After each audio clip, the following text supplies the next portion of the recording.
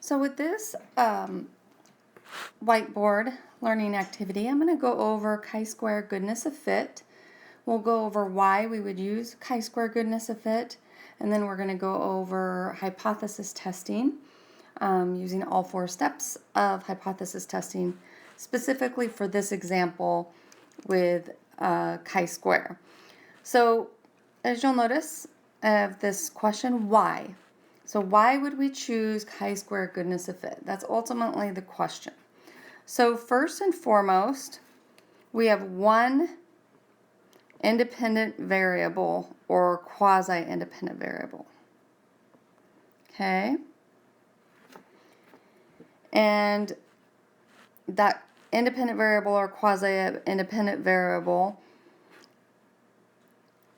is, and that is discrete or categorical. So if you'll notice, we have 4 categories: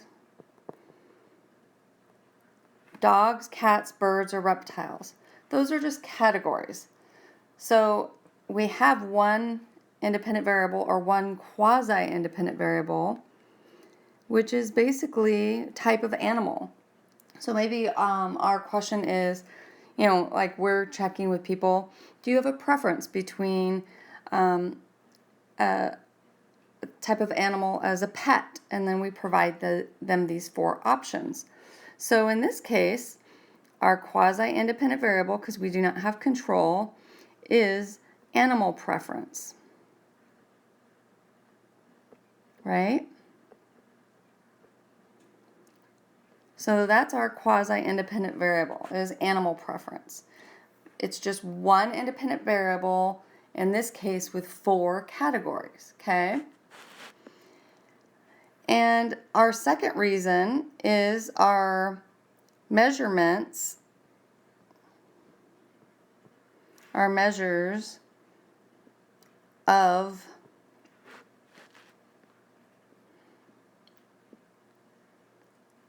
categories or within the categories is frequencies. Frequencies of occurrences. So I'm just basically giving frequencies of how many people preferred each type of animal. So as you'll notice, there's no decimals, there's no fractions, it's just frequencies. So if you'll notice here, if we added up 25 plus 15 plus 7 plus 3, you would notice that if you add those up, 25 plus 15 plus 7 plus 3, we have 50 observations or occurrences total. So in this case, our N equals 50. 50 people participated. 3 people preferred reptiles, 7 people preferred birds, 15 people preferred cats, 25 people preferred dogs. So now when you're asking people, okay, what do you prefer? They have to decide one or the other. Like they only can choose one. So you can't say, you know what, I like dogs and cats equally, so put me half in each. Can't do that because our frequencies of occurrences have to be whole numbers, okay? So our observed frequencies have to be whole numbers, and that's what these are, is because you can't split a person in half. So these would all be whole numbers, and they are merely just frequencies. So those are our reasoning for choosing chi-square goodness of fit.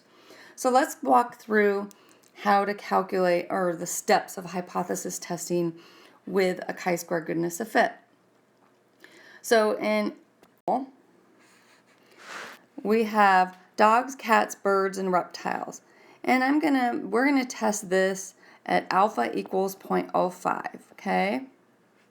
Or no, I'm sorry.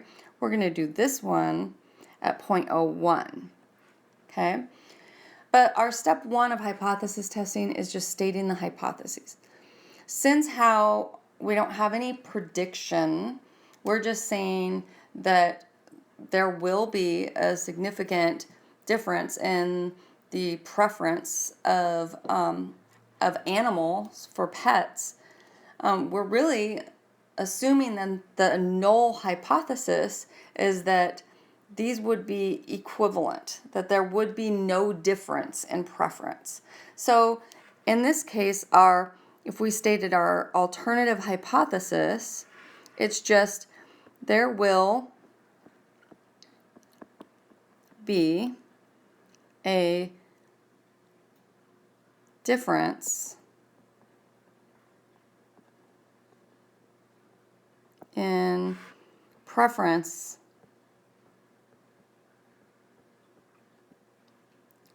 between 4 types of animals. That's all we're saying. There's going to be a difference, because our null is that there will not be a difference. That's what we're saying. So the null is basically what we're trying to disprove. So then we can move to step 2. And step 2 is setting our criteria. So take note that we're using alpha 0.01. We stated there will be a significant difference in preference between 4 types of animals. That means our null is that there will not be a difference. That basically we're testing that there will be no differences between the 4 categories. Step 2, okay. Step 2, if we use alpha equals 0.01, we need to find our degrees of freedom, okay. So for degrees of freedom using chi-square goodness of fit, we're going to use, it's either k minus 1, or you could say c minus 1. Either way is okay. So if we think of c minus 1, is what we're really kind of looking at is categories. How many categories are there? Okay. If we look at k minus 1, it's basically groups, just like we did with independent variable or ANOVA, the number of groups. So if we really take into account of either one of those, we're going to be looking at our degrees of freedom is 4 minus 1, which equals 3. And then we look up our critical value at the back of your textbook under the chi-square testing. That's the very last table you'll find. You'll go to degrees of freedom 3 and look up 0.01, and your critical value for chi-square is 11.34. So basically you're stating that your test will not be significant until it reaches 11.34 or greater, because chi-square is always going to be positive. If you even just kind of look at the notation, even if you look at the notation, it has a square in it. Well, that's telling us our answers are squared, so therefore it's always going to be a positive number. So now we have our criteria set up. So now we can actually start testing the hypothesis. So that means we're going to hypothesis, if you know, we have to set here, our critical value is 11.34. Well, 22.64 falls way out here. So we are definitely significant, right? So we can actually do step 3 of our hypothesis testing, and we're going to start calculating what we need to get our chi-square. So the first thing we want to do is kind of note that these are our observed frequencies, which are called f of o, okay? And we need to get our expected frequencies, which is f of e. So for every frequency observed, we're going to have a frequency expected, okay? So, and that is so that we can calculate our chi-square, so which is the sum of the frequency observed minus the frequency expected squared, all divided by the frequency expected. So in the original, our expected frequencies based off of our null. And if you recall, our sample size, remember, is 50, or the total number of people that participated is n equals 50. So what we need to do is split up 50 equally among the 4 categories. So basically we need to find our f of e so that we can calculate things. And as what I do is our n times the proportion is what that is. In this case, the proportion, we're going to look at just this first cell for dogs, is 1 out of 4, right? So you're looking at, 50 times 1/4, right? So 1/4 is 0.25, or you could just say 50 divided by 4, and that gives us 12.5. Well, since the null is that there's not going to be differences, and we just split this equally among the 4 cells, 12.5 is going to go into each of these cells, each of the expected frequencies. Okay? Because 50 times 1/4 is 12.5. So with your expected frequencies, that's the only time that you can have decimals. You can never have decimals with your observed frequencies, but you can with the expected frequencies. So now we have everything we need to be able to calculate our chi-square.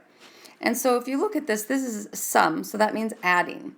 So basically for every category, you're going to have a little fraction, meaning that because we have 4 categories, dogs, cats, birds, reptiles, we should have 4 of these fractions added together.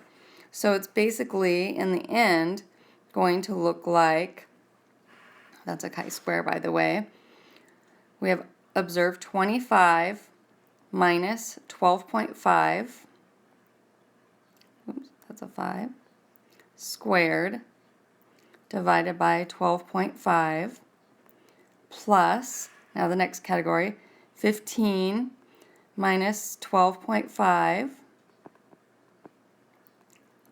squared, divided by 12.5, it is a squared, by the way, plus 7 minus 12.5, squared, oops, divided by 12.5, and then the last, plus 3 minus 12.5, sorry, it's getting really sloppy, squared, divided by 12.5. Okay? So if you notice, we'd be adding those together. So once we add those together, and a little hint for you, when I do this, I often, is what I do, if you're trying to do the whole fractions together, I do a double parenthesis, like parenthesis, left parenthesis, 25 minus 12.5 parenthesis squared, then divided by 12.5, and then I close that second parenthesis so that I'm getting an accurate number. And it makes it just a little bit more difficult, but ultimately it'll keep things together. But if you're doing where you're doing each fraction separately, just make sure you're keeping as many decimals as possible so that you keep your number, your end result, as accurate as possible. So after adding all these together, my chi-square ended up being 22.64. So if you recall, back at this point, state our results, because we don't even have an effect size with goodness of it. Is what we just want to do is summarize what the patterns are. If you look here, 25 people preferred dogs. The least amount preferred was reptiles. So is what I'm going to put is chi-square. These are APA results. So I'm going to put APA result is our step 4. Goodness of fit, and I just put GOF, show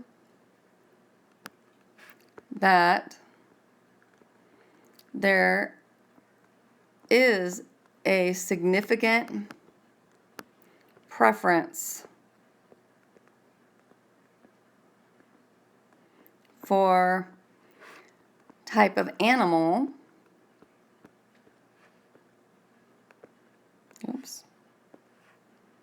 animal, as, and then we're going to do the chi-square, and then it's going to be a parenthesis. It's a little different than it has been in the past because we're going to provide the degrees of freedom that we used to look it up. Remember, there was 4 categories. 4 minus 1 is 3, comma, n equals 50, because that's how many people participated in the total study. Then equals 22.64. So that's our obtained test statistic with, and I'm continuing the sentence, sorry, with P is less than 0.01. And that's it. Because we used alpha level of 0.01. This is automatically a one-tailed test, so you don't have to distinguish between one-tailed, two-tailed. It's just assumed. So that's your APA result. Now, typically is what I do is a follow-up statement, and I kind of summarize.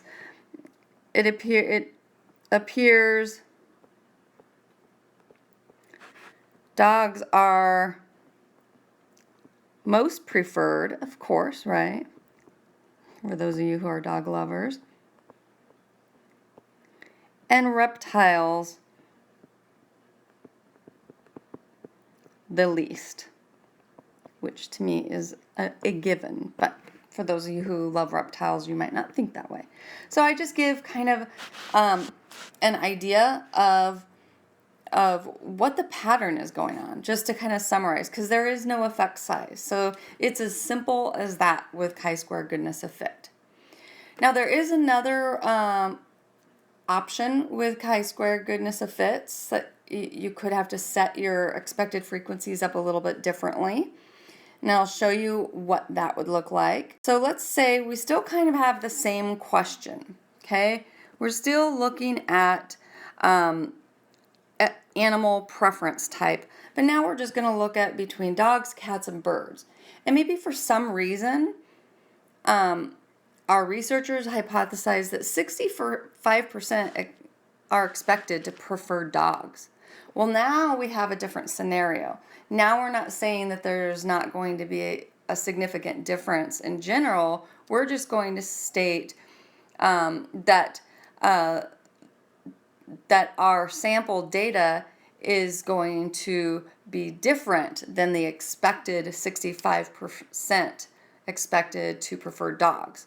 So therefore, our alternative hypothesis is that preference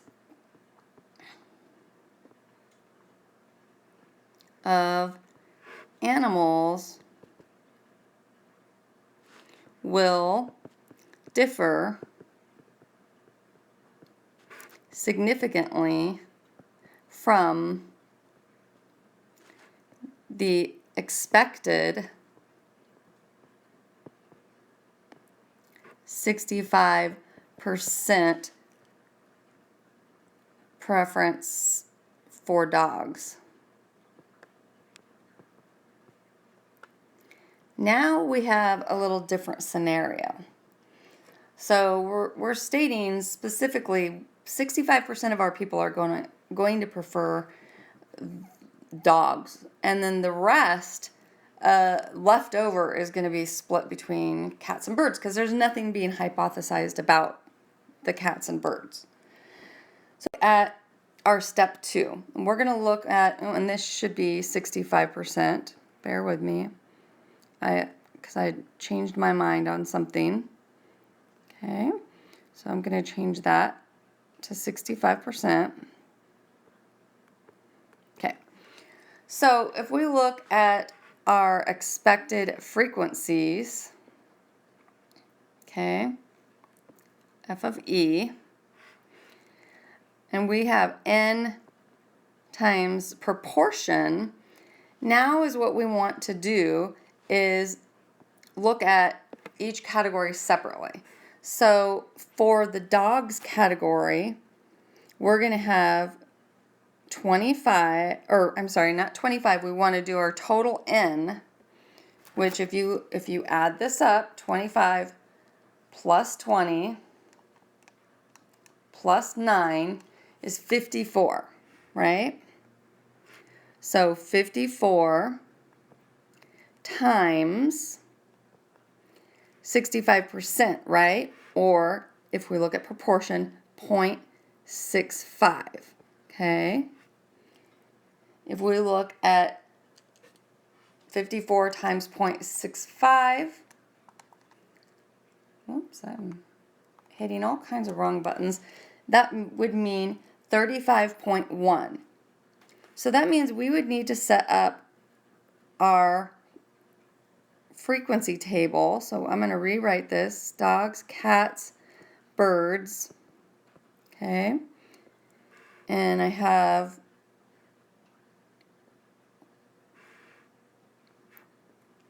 these are my F of O's, 25, 20, and 9. I need to get that expected frequency category. So for dogs, now we know, because 54 times 0.65 is 35.1, we know if the null is true, we would put 35.1 in that category. Well, if we had a total of 54, this is kind of how I look at this. I'm going to take 35.1 minus 54, okay? And what's left over is 18.9. So let's say 54 minus 35.1 equals 18.9. Now we need to split 18.9 up equally between these two categories, right? So I'm just going to divide that by 2. And now we have 9.45 cats, 9.45 for dogs. So that's how we would set up our expected frequencies if we were using a chi-square goodness of fit and we had some prediction about what we're expecting our sample to differ from. So again, we can't say that this is what we would see in the population because we don't have normal distributions, those parameters that we need. But we can still test hypotheses with these. So now that you have basically everything you need to go through this chi-square goodness of fit, we've got our expected frequencies, I want you to test this using alpha of 0.05. And then as a little extra credit, send me your APA result for this study using alpha 0.05, and I've walked you through the majority of the hard part, getting those expected frequencies. And so calculate the remaining portion, send me an email telling me that it's extra credit for the chi-square, and give me that APA result and see how you do. Hopefully this helps. If you have any questions, please don't hesitate to email me or stop by during my Cranium Cafe office hours. Thank you.